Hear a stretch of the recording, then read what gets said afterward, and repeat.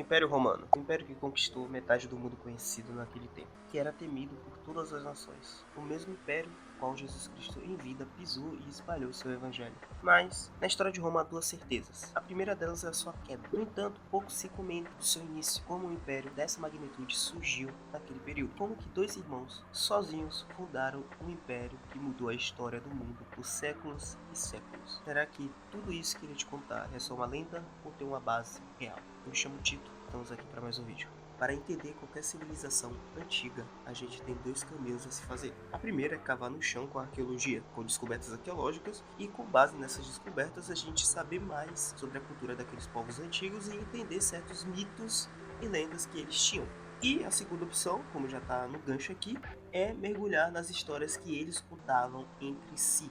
E, olha, os romanos adoravam uma boa lenda. O mito de Rômulo e Remo não é só uma fábula, ele explica muitos valores que foram incorporados a Roma em séculos posteriores ao nascimento deles, chegando até momentos que partes dessa história ecoam mitos gregos e até mesmo bíblicos. No entanto, vamos começar pelo começo, ou melhor, pela família problemática que esses dois tinham.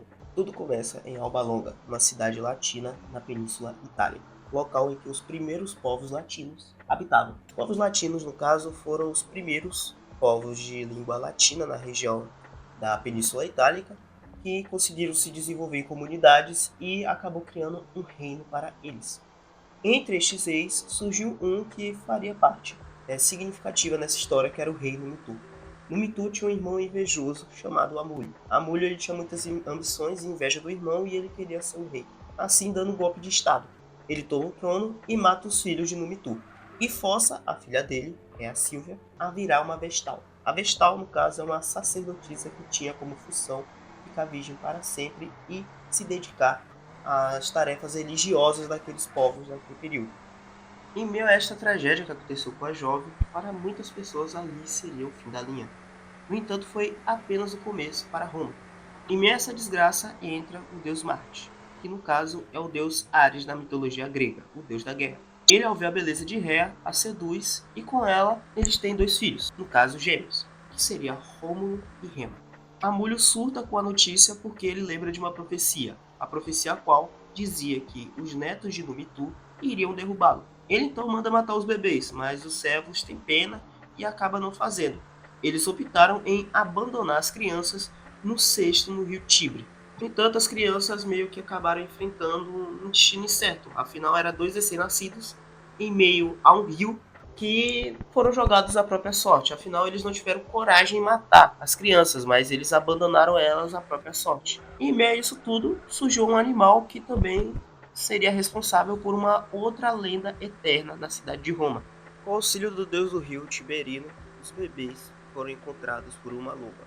No caso, o nome dela era Luba Lupa, ou em algumas regiões, a Capitolina, que ao perder os seus filhotes, ela encontra os gêmeos e decide os amamentar. Em 2007, arqueólogos acharam uma caverna no Palatino, que pode ser essa, e explica um pouco a origem por trás desse mito da loba amamentando os dois bebês. Depois disso tudo, o pastor Fausto os encontra. Algumas fontes dizem que a loba poderia se referir à esposa do Fausto, que era uma prostituta, e uma das formas de se referir à prostituta naquele período era lupa, tendo um duplo sentido romano, dando a entender de que eles foram encontrados por um casal. No fim, Fausto os adota e eles crescem firmes e fortes. Eles crescem fortes e viram líderes de bandidos e pastores, mas sem saber da herança real de que eles eram netos de um rei preso. Bem, diante disso tudo, eles começaram a viver uma vida normal. Só que tudo começou a mudar por conta do Remo. Por quê? Remo acabou se envolvendo em uma briga com ladrões, e isso ocasionou da prisão dele, e ele foi levado para Alba Longa. Diante de toda essa confusão, Fausto teve que revelar a origem dos irmãos para Rômulo, que eles na verdade eram dois príncipes. Rômulo então conseguiu resgatar o irmão, e mata Amulho e por fim restaura o trono do avô. Mas em vez de ficar lá e herdar todas as riquezas do reino Mitur, eles decidem fundar a sua própria cidade.